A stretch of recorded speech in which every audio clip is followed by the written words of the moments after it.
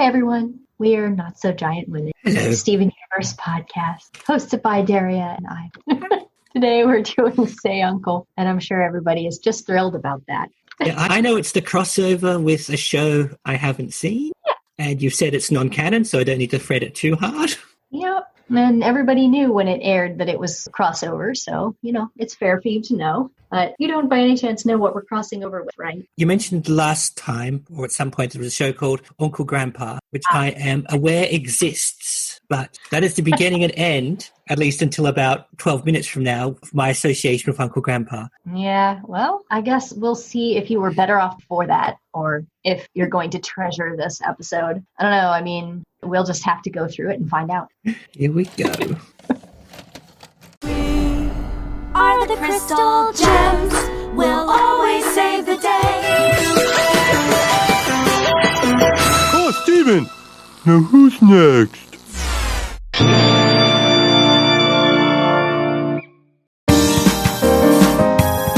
Okay, let's work out what that was.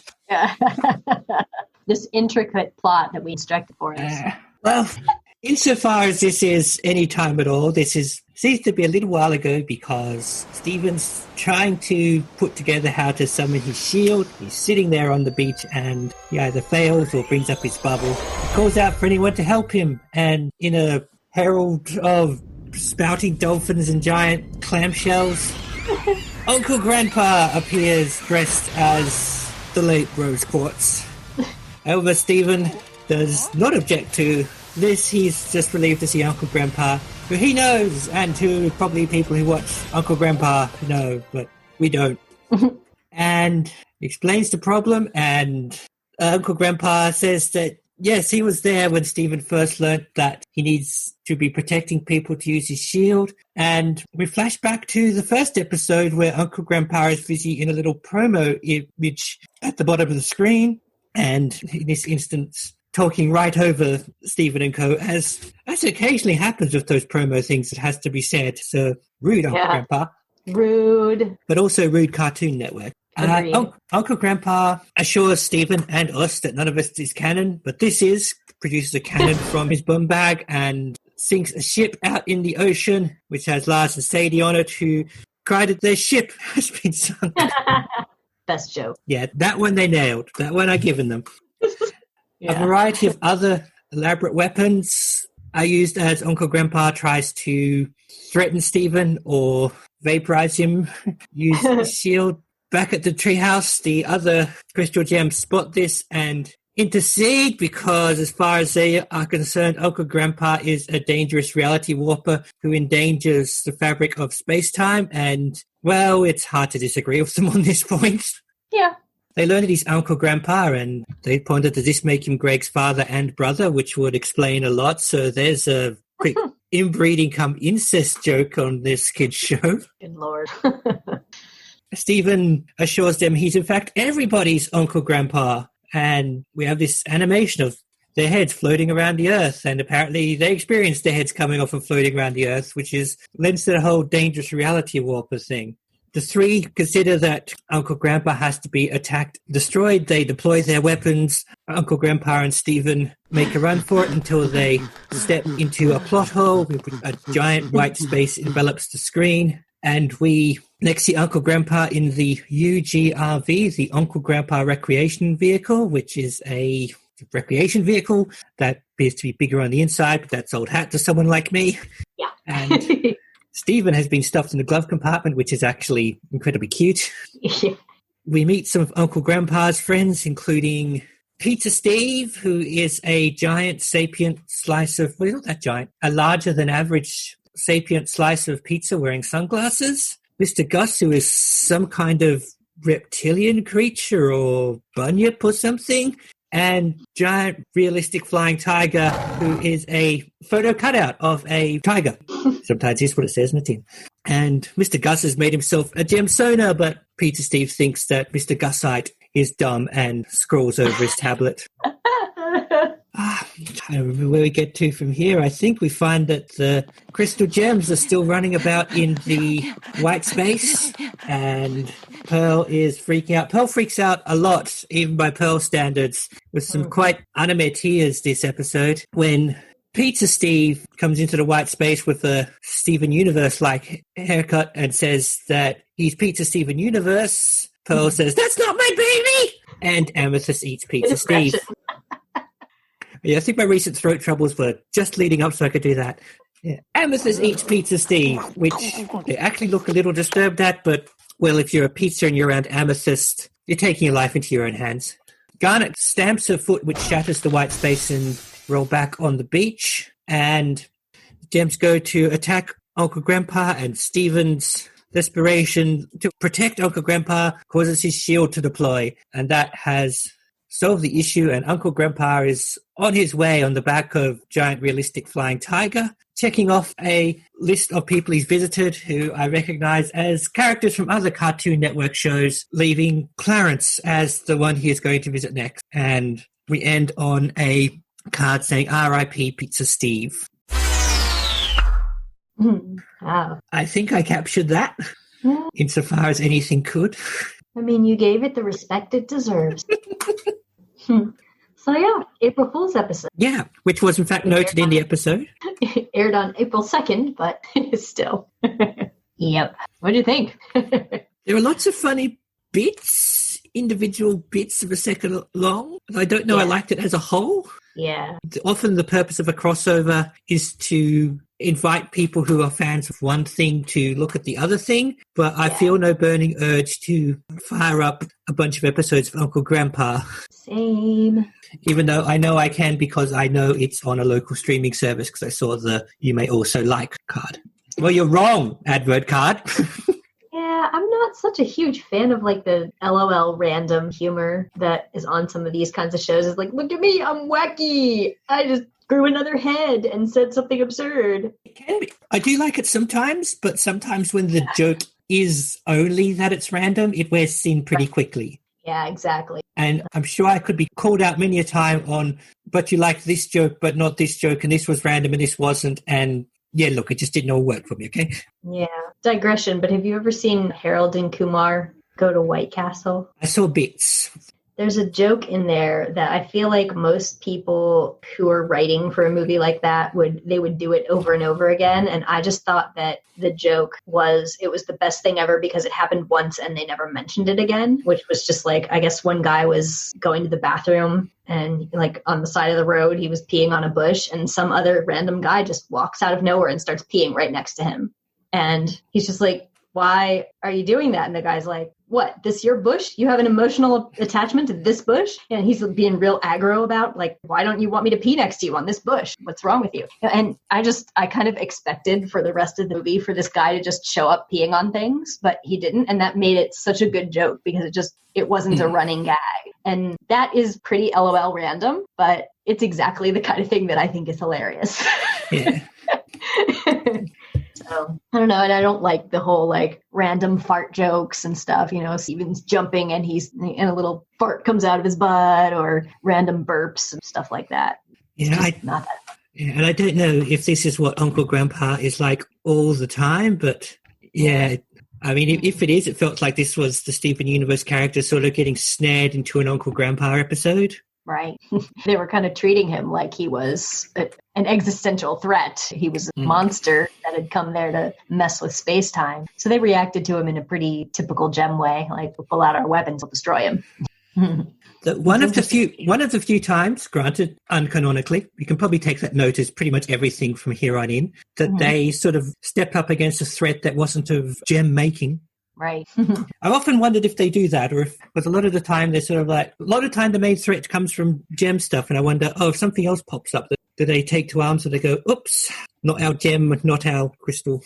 Yeah. Seems like they might handle it kind of like they did Steven's problems in Shirt Club, where they're just like, yeah, we can't punch this, solve it yourself. So they tried to punch Uncle Grandpa, it just didn't work out for them. Yeah, I know they faced down Onion in Onion Trade, but that was still a Gem-related problem because he didn't become dangerous until he had that replicator wand. So, yeah, it seems like most of the time they just deal with their own stuff. But, yeah, so I did like, there are occasional goofy little things that Uncle Grandpa said that I giggled at and stuff. Yeah, like the when he was about to bazooka Stephen, and Stephen's like, "Is this safe? Don't worry, kid, I'm wearing a helmet." Exactly.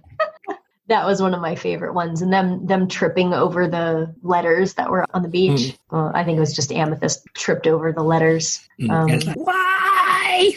Yeah. As mentioned, our ship joke was very funny. Yes, that I dug. That I have no problem handing on that one. Yeah. What else? I liked the thing about the 40 or 50 vans. That was just kind of funny to me. We have 2 rules: only one Steve and no more than 40 or 50 vans. May have coincident, which could be a coincidence, could be a deliberate reference to one of TV Trope's big things called the one Steve limit. Oh, I don't know this one. What it is of course, in real life, you often meet people who have the same or similar names, and you just work out ways to distinguish them. But most of the time in TV, movies, whatever, that rarely happens, that people will have the same name, because they don't want the audiences to get confused or spend too much time trying to work it out.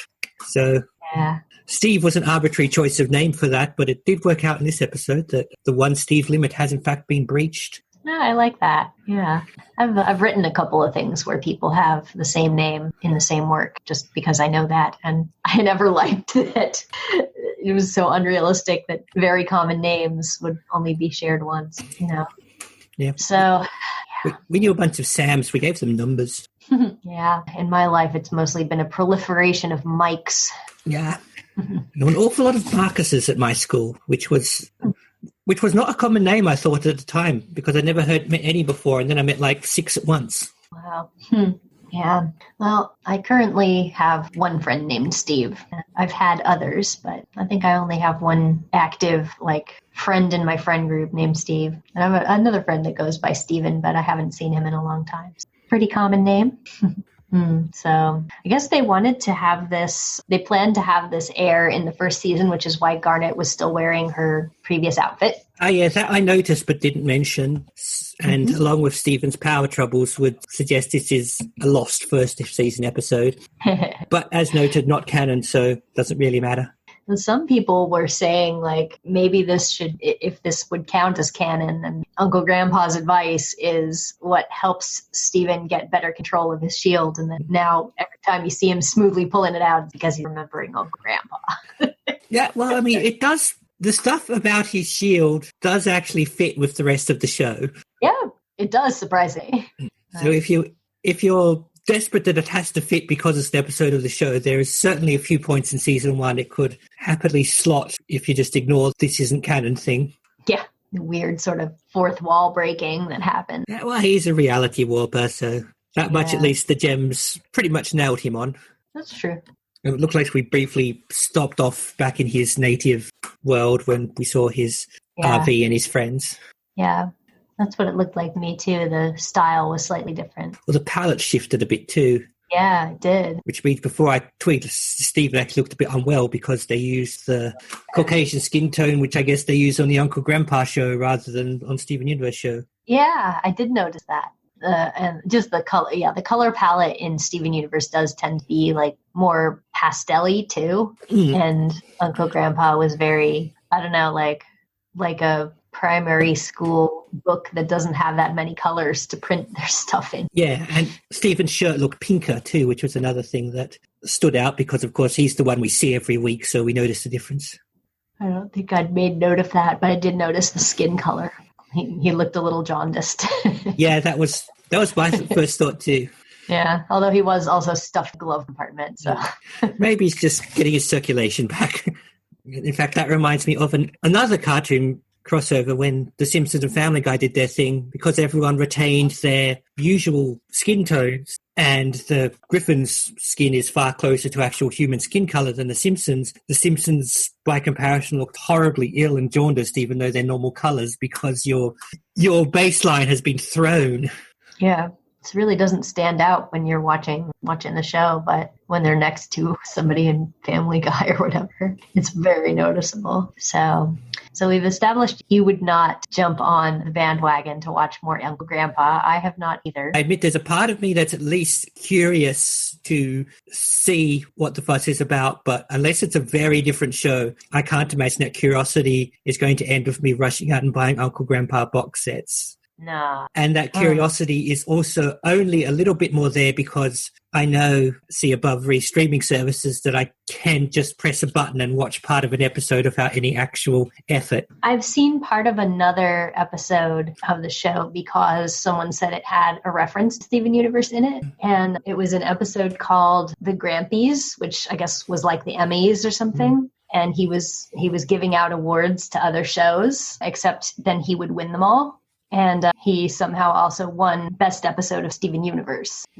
And like the Gems and Steven, they're in the audience hoping, like sitting there waiting to get their award, and he gives himself because he was in an episode of Steven Universe. So, but that was a thing that happened. It's funny that they had him talking, trying to get their attention on that ad for his show on the first episode when he said that he remembered it and Steven didn't remember it at all. Yeah, that was a bit cute. Yeah.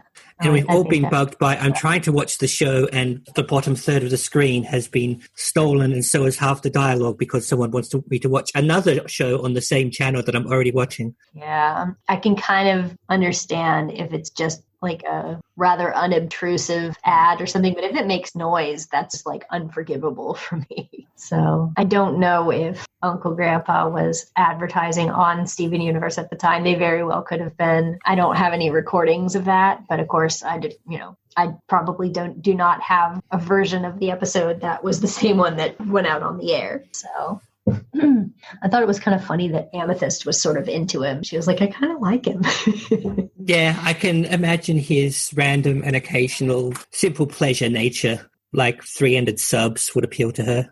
Yeah, her chaotic nature. She's like, oh, he likes to mess stuff up and piss people off. And hangs out with food.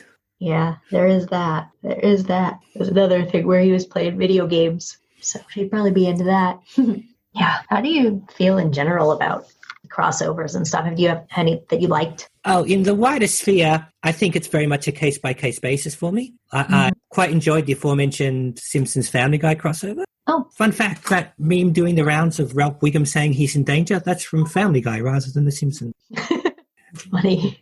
Did not know that, but I don't watch Family Guy, and I haven't seen much of The Simpsons, only just early stuff. But yeah, I think it depends on both the components and the execution. Mm-hmm. I loved the big Arrowverse event, Crisis on Infinite Earth, which was basically crossover porn for 5 nights. On the other hand, when The Simpsons met The Critic, I have never deliberately gone back and watched that episode. Oh, I see. Remember there was an episode of Animaniac where they crossed over each other's segments within the show. So it's not really a crossover, but they, mixed up the characters with each other, and they have, instead of Pinky and the Brain, they have Mindy and the Brain and stuff like that. Oh, that's cute. Yeah, I found that hilarious when I first saw it.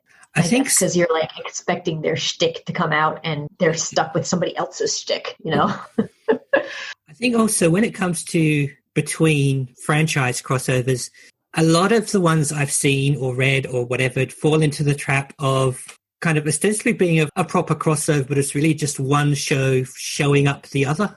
Yeah. Oh, yeah. There was a Doctor Who Sherlock Holmes crossover in book form years ago, which 2/3 of it is Holmes just spluttering and being out of his depth. It's like, that's not why I read Sherlock Holmes. Yeah. They did a better one later on, but it's that kind of thing. And I think also, and this is just a necessary evil, sometimes it has to try too hard to balance everyone, and they'll make sure that every scene is one character teamed up with their ostensible counterpart from another show. And that's not bad per se, but it can feel a bit artificial if they lean on it too hard. Yeah. I know a lot of people were really angry about this episode. Because Steven Universe is not an absurd show like that. I mean, it has absurd moments. You can't say it's not absurd if you have a kid who turns into pieces of cats, but, If it weren't an April Fool's episode, I get more behind the anger. Yeah. I just feel like, I can understand, number one, like why somebody who feels very invested in the show, I mean, me included, of course, I'm very invested in the show, but that it would kind of almost feel like a betrayal or something to see these characters screwing around, doing something that's not real, like as if they're playing a role or they're in some twisted version of themselves, and like understand where that comes from. And also just some people just hating Uncle Grandpa so much and being so annoyed by his voice or his shtick or whatever. But, some people were just like, they were so offended by this episode and they were so angry that I felt like that goes a little far. No. It's a cartoon. I also Cartoon don't Network. think I could give the episode that much passion to actually be angry at it, even if I was in a habit of getting angry. The only writer I can think of to that, and I just plain old don't know in this case, but I am aware of Steven Universe's wacky scheduling issues. So I don't know if this was another one of the ones where you might have been waiting for months to see a new Steven Universe or whatever, and it's this one. I had started actively watching the show by this point, and the show was it wasn't like regular, but it hadn't been very long since we had a new episode, although they had just showed us like some of those out of order season 1 episodes that they were showing in season 2 right around here. I feel like this one aired very, very close to when they aired Story for Steven. So we had them pretty close to each other. I'm not sure if I'm right about that. It might have been Shirt Club. I don't know. There could have been at least a little frustration of, I want to go back to the season 2 storyline and we're held up again and it's for this.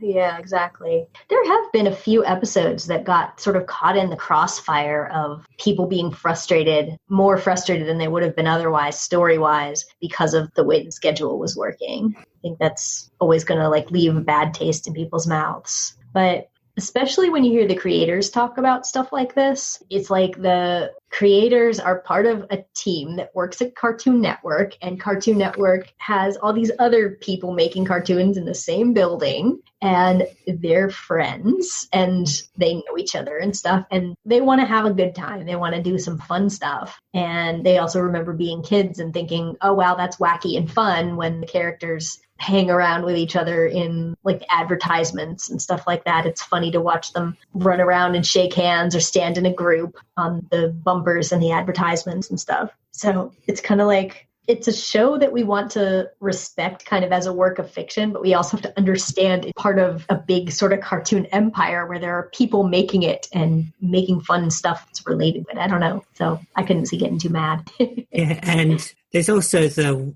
well, you were watching it on the regular by this point, but I'm watching this pretty much as it's all part of the flow by now. So if I was just watching these rather than pausing after each one to record a podcast, then this would be 12 minutes between two other sections of 12 minutes. Right. And it could just be absorbed into the greater whole. Right. It'd just be a drop in the bucket. It's like, okay, so that happened. We don't need to look at that again. Next.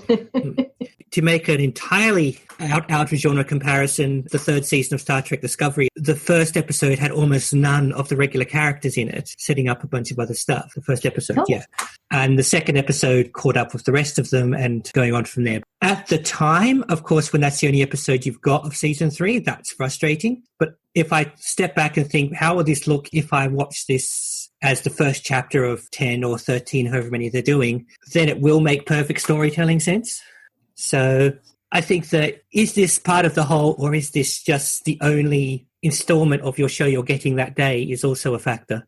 Right. And of course, we've just been through kind of a really large event in the Steven Universe continuum here. We've had big revelation about Garnet and then them trying to pick up the pieces in this battle they had and figure out the way forward. So it's kind of frustrating to stop for a goofy episode like this.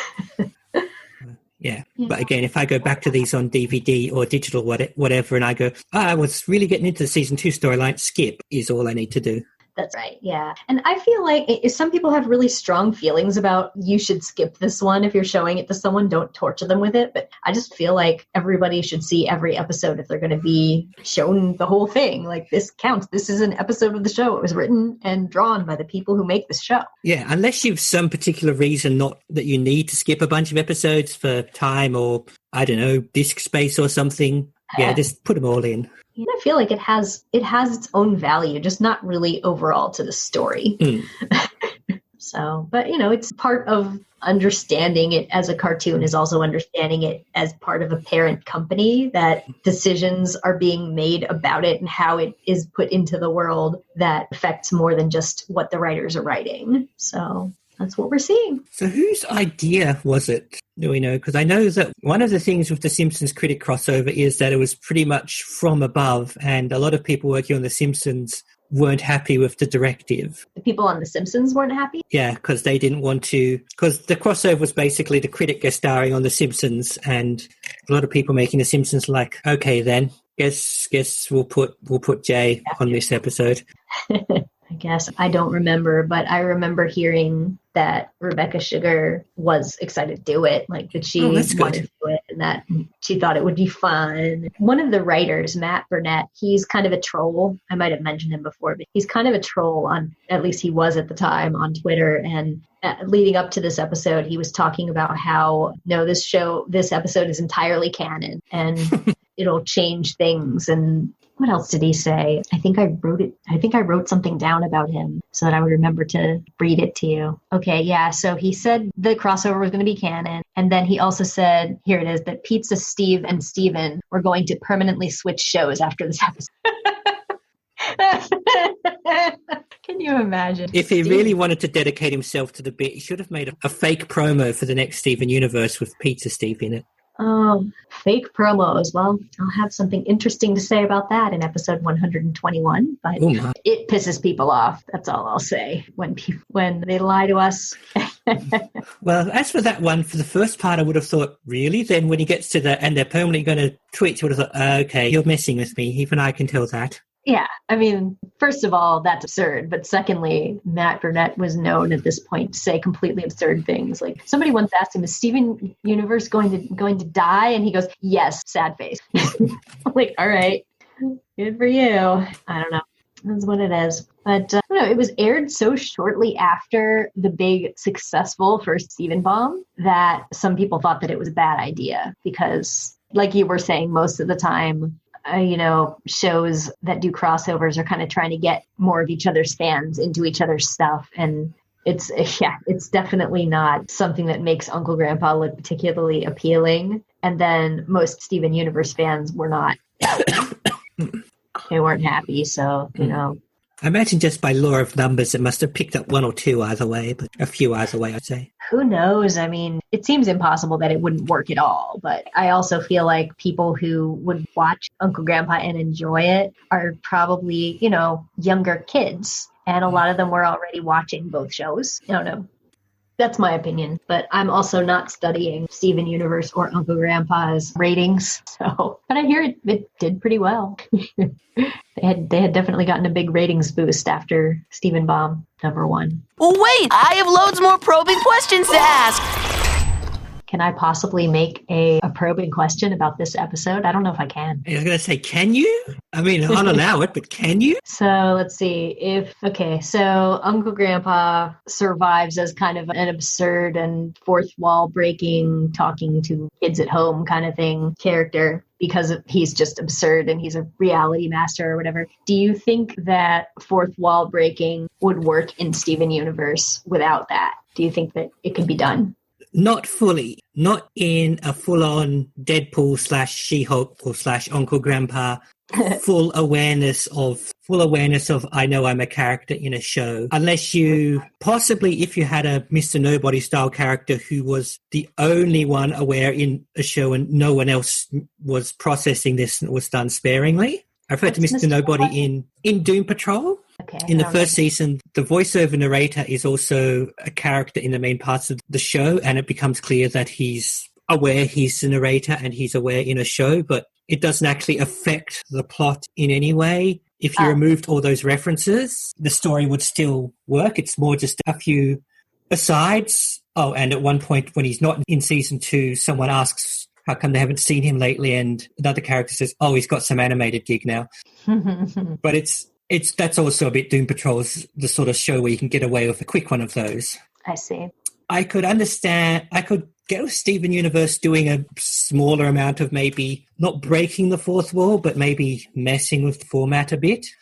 Like I've seen a few shows where it's framed by a character narrating to the audience like straight to camera in a show that's otherwise completely fourth wall intact. And in fact, Doctor Who did it a season or 2 ago.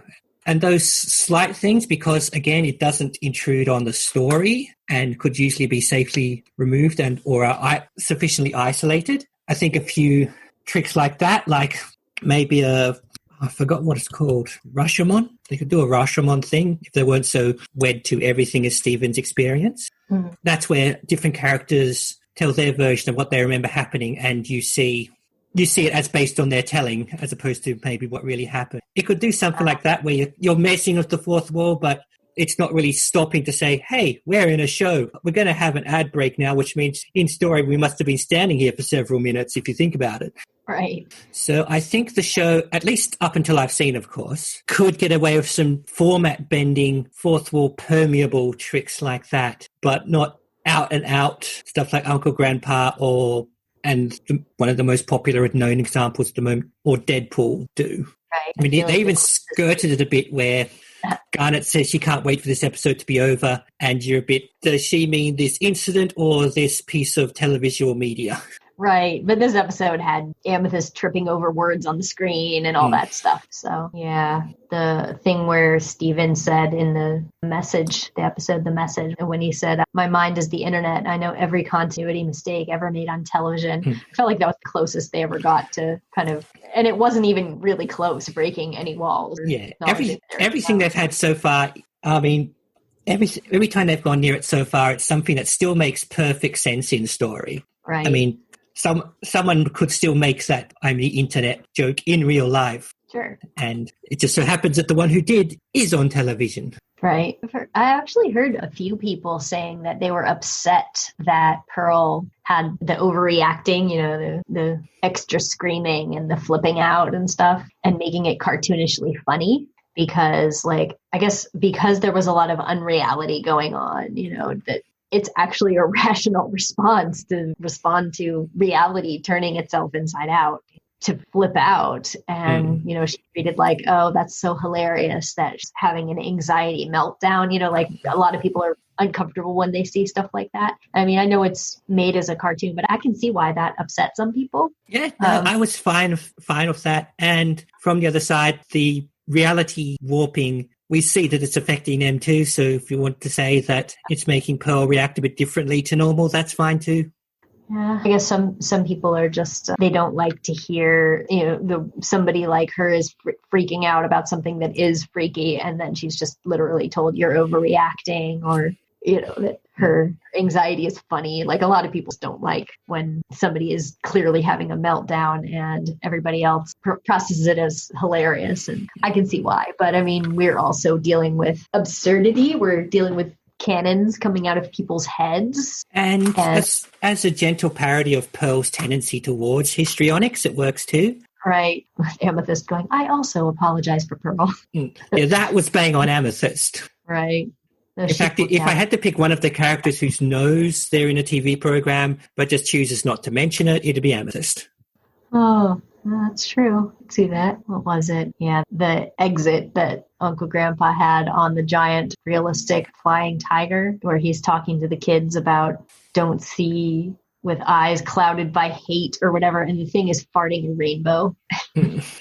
It's just, it's absurd. Yeah. And they're all crying when his final message was sound. I've got to give him that. That was not bad advice, even if it was galaxy eyes on a farting flying cat, who Lion appeared to have a bit of a thing for in a couple moments there. I'm happy to ship Lion with giant realistic flying tiger. Why not? See that? Hey, I hear you have a portal in your main. Want to see my portal? Yeah, they're both cosmic felines. They probably can relate to things. Yeah, I ship it. In their cat way, they're probably, your guy makes you fart and fly around. Yeah, my one knows I'm a cosmic connection to his dead mother, but he uses me to shortcut to the movies. Exactly. Which one of us is the absurd show again? Yeah, I mean, that's the other thing. Don't let's overly fool ourselves that Steven Universe is a hardcore, serious, gritty sci-fi drama either. Yeah, it has its moments, certainly, but there's some wibbly-wobbly weirdness. But this isn't like Uncle Grandpa showing up on Titans or something. No. It is not. Actually, the cartoon version of the Titans, if they had to do another crossover, that would kind of fit alongside Steven Universe pretty well. What would? Well, when I made the deliberately extreme comparison, I was thinking of the current live-action Titans series, but then I remembered the cartoon Teen Titans series. I thought, actually, that could work as a thematically sound crossover with Steven Universe. There you go. Have to let you know if it happened. They're both on the Cartoon Network, last I heard.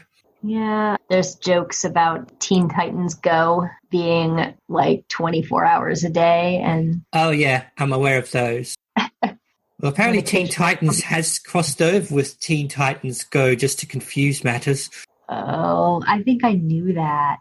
I only just found that out, and because I've only sort of peeked at both shows, I just thought I just thought it was a sort of continuation only with far lower stakes and far more ridiculous. I didn't realize it was different enough to cross over. Yeah, that's a little, I don't know, hard to justify, I guess. And we're trying to maintain 3 versions of the Titans here in our heads between those 2 in a live action. Oh my goodness, too much. The Titan and the Titans. The Teen Titans Go one rarely says "fuck Batman." Promise. Oh no. I love eating. Feels weird. What should we cover next? Well, I think the closest thing we came to food was Pizza Steve. Well, you may be surprised because I have 3 recipes for this. Oh. Okay, wait, we saw the triple sub. That's right. Yes. So we're going into food, I guess. Yeah, I did the 3-way sub. That was probably the hardest one because I made the bread in one piece, like a whole yeast bread. Y-shaped subs don't occur in nature, so you couldn't just pop down the bakery. Yeah, I made it from scratch. So I had like 3 prongs sticking out across like 2 baking sheets because it was so huge. Made a typical yeast spread, which was, letting the yeast foam and then adding all the stuff. And you had to let it rise, I think, twice. My friend and I were doing this together because obviously I can't eat a 3-way sub myself. And also most of the fillings of a typical sub would not be appropriate for me. So I made 1 leg for me and the other 2 legs were for my friend. We managed to watch an entire movie while we were waiting for bread to rise because it rose twice. And then actually there's a 3rd shorter rise after you put it into 3 prongs and then cut little slits in it, egg wash, all that stuff. It's looking really absurd just laying in these floppy prongs across 2 baking sheets. But we managed to get it baked and it didn't entirely fit in the oven. That was fun. The oven was slightly open. Yeah, I was wondering about the scale issue as well, of course. Yeah, it was ginormous. But then we had another adventure trying to get it from the oven to a place where we could cut it. We managed to cut it, and my friend filled 2 sides of it with a bunch of meat and all kinds of toppings. I think I did tofurkey and cheese and some other stuff that I would eat. Pickles, spinach, and whatever else. But if I'd had Amethyst to help me, I'm sure it would have made short work of that sandwich. But as it was, I think that was at least 3 meals for me. And that was 1 leg of the 3-way sub. My friend took the other 2 home. Yeah, it was fun. I tried to make it look as much like the sub in the episode as possible. And it was on the screen for like 2 seconds. So I am clearly very dedicated to accuracy. I heard that the crew members, the Crewniverse members, made a 3-way sub as well. Cool. And I don't know how they did theirs. It looked intact in 3 pieces, so I don't know how they did that, whether they did it similar to me or what. So, as you mentioned, there was also Pizza Steve, but I went a really lazy route with this. I bought a frozen pizza and I put some vegetarian pepperoni on it, and I made a Pizza Steve with, I used nori, like seaweed paper that they use for sushi. If people are not familiar, and I cut out some sunglasses and like some features for him. I got lazy and just used paper for his arms and legs, but Pizza Steve. But because when he became food, he was actually Pizza Steven Universe, I went 1 step further and gave him like a Steven hair out of the same seaweed, gave him belly gem and everything, and had this absolutely horrifying yet sort of hilarious play act thing going on with him and one of my Amethyst plushies, ending with the sunglasses being on her face. So yeah, I'm a little messed up. But the 3rd almost invisible food that was in here there was a very brief moment where Stephen was having cookies and tea with Uncle Grandpa. Oh, yes, there was. Yeah, so I made the same cookies. I don't need to talk about the cookies too much because they're the same cookie recipe I used for when Garnet made cookies for Stephen in Warped Tour. And so it's the same cookies, but, Uncle Grandpa he's such a classy guy that I decided to make my own tea. Like I put, what did I have? I gave tea mixes to my sister for a holiday gift last year. So I still had some kind of cool mixes. What did I use? In a tea ball, I put like 3 different kinds of flower things. I think it was chamomile and rose petals and lemongrass. That's what it was. I boiled it. I don't even like tea, so I actually didn't drink it, but I made it. And yeah, I set up this kind of ridiculous little, because when something is not much of a real recipe, I like to compensate for that by making something funny, like for the display of it. And so I had like a Stephen plushie and a lion figure. But then, of course, I don't have any Uncle Grandpa merchandise. So I'll have to show this to the people at home as well as I'm showing it to you. But I drew a picture of Uncle Grandpa on an index card and made like a little stand so that he would be sitting there with them. You definitely got Uncle Grandpa, right? Thank you. It looks pretty good for my first time drawing him. There's his beanie hat and everything. But I propped this guy up next to it with his rainbow suspenders. I'm liking the rainbow suspenders. I didn't even notice them until I had to draw them. Yeah, I was watching him because I've got a pair like that too. Awesome. But I don't have a propeller hat. I do have one. I'm not wearing it, people at home. For the giant realistic flying tiger, I decided it should be a realistic tiger. So I paged through and found one in a fairy tale book. Just propped the book up next to the seat. It was really low rent, but it was good. So that was my cookie picnic. If there's any more food in there, I don't even want to know about it because I'm embarrassed that I spent 3 recipes on Uncle Grandpa. Interesting side note, my pictures of my bread dough were in some cases like forming them into ropes and stuff, ended up being mistaken for pornography by Tumblr's filter. I know my bread is sexy, but my God, it's not porn. So I got blocked and had to ask for my thing to be manually reviewed so that my pornographic bread could be on Tumblr. So I don't even want to think about how many I've been flagged for porn so many times. Usually bread dough just looks like, I guess, naked people to them. It's a little scary, isn't it? But ask a robot what's too sexy for Tumblr, you get your ad. Yeah, well, apparently robots can't even recognize zebra crossings or traffic lights, so you must get run over a lot. Wow. I'm learning new things all the time. I don't have any more food to talk about, but I do have a factoid about the music. Oh, yes? So there's not really any real music in this, but they made a remix of the Steven Universe theme song. Yeah, I like that. Yeah, they called it like Steven Universe Good Morning or Good Morning-esque Remix, I think is the name. So that was kind of Uncle Grandpa I's Steven Universe theme. Well, that's kind of fun. Yep. They used the Shield song, but we've heard that plenty of times before. I don't really have anything else except a list of factoids for you that I wrote down. Let's factoid away. So the board artists were Joe Johnston and Jeff Liu, which, you know, they're hot off doing Jailbreak and then they do this. So I don't know. I'm sure they were working on it before that. It was season 1 designs. Let's see. The description was a long lost relative of Steven's comes to town to aid him in unlocking the power of his mother's gem. That sounds like a serious episode. Yeah. If you didn't know what's going on, you'd be like, oh, we're going to meet some of Steven's family. Oh, my. Yeah. So we've only met Greg. So, and his passed away mom in a video. Yeah. Another Crooniverse related thing was that when this episode, I don't know if when it's aired or when it was completed or something, but they had an ice cream social with a bunch of other people in the CN building. And they all just like got together and watched the episode. And I think they watched some other Uncle Grandpa thing too. But they all just like invited everybody there to eat ice cream together and watch. I think that's cute. Cute. Yeah. They were like, guess what? We're friends. I have a Ronaldo's blog quote for you. Okay. I thought Ronaldo might have sat this one out, but I guess not. He posted about this saying, why is nobody talking about the crying breakfast friend / interdimensional family friend crossover?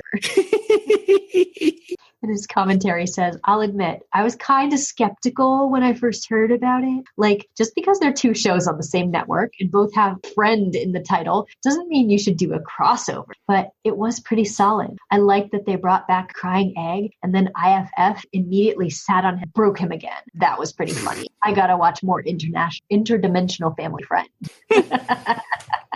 And there's like a funny picture on it that I'll have to share when we do the video version of this episode. Yeah, that's pretty funny. I like that. I like that title, Interdimensional Family Friend. It sounds like what you'd see on knockoff merchandise for Uncle Grandpa. Yeah, it totally sounds like that. I don't know if it went by too fast. You usually catch really quick things, like almost all of the time. But did you notice on the video game that they were playing a video game and one of the characters that was in the battle was based on Hopper from Garnet's Universe as the frog? Oh, I think I registered something but didn't quite put it together. That's what that was. So that's in my factoids list. So that's funny. What else do I have? I don't have any other factoids. All I have left for you is go check out our merch table.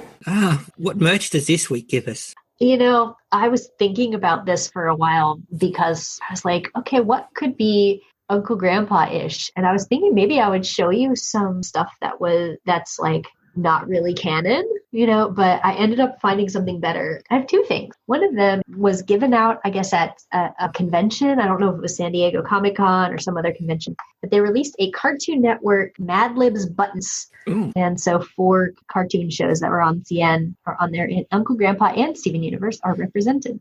So they are, along with Adventure Time and Clarence.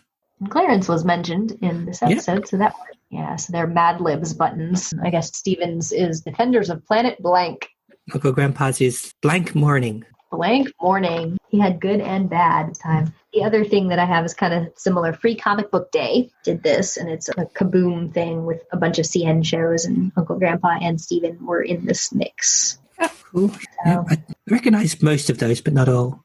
yeah, I see Regular Show, Adventure Time again. I don't know what this bear is. Yeah, I didn't even know it was a bear until you said so. I thought it was a dog. There's Snoopy there and Bubblegum. Why did I say Bubblegum? That's Gumball. Gumball. Yeah, and Garfield, of course. Oh, yes, Garfield. I actually don't remember what the issue was about, but it was something that was recycled. It was just like a piece of some other thing. So it was the Free Comic Book Day 2014. So that was early on stuff.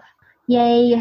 So that is the extent of the merch I have that acknowledges both shows' existence on the same thing. Not super exciting, but I figured I would add them to my collection anyway. And does the job of crossover merchandise. Yeah, nicely, because I didn't think I had any, and I had to think hard about that. But there we are. We have still managed to make a full-length episode of our show talking about that episode, so I don't know how many people will appreciate that, but... Well, you didn't know if I was just going to just die after I saw it. Yeah, well, let's hope not. Do you want to know what we're going to see next time? What's next time? The title of the next episode is Love Letters. Oh, hello. Yeah, I'm not going to lie. I like the episode Love Letters more than most people, so we shall see. Anything else to say about Interdimensional Family Friend? Well, I'm probably going to think of many things to say about it, but it's probably best for all concerned if we cut it here. Well, can do. We'll see everyone next time, I guess, for some love letters. Night all. Thanks for joining us.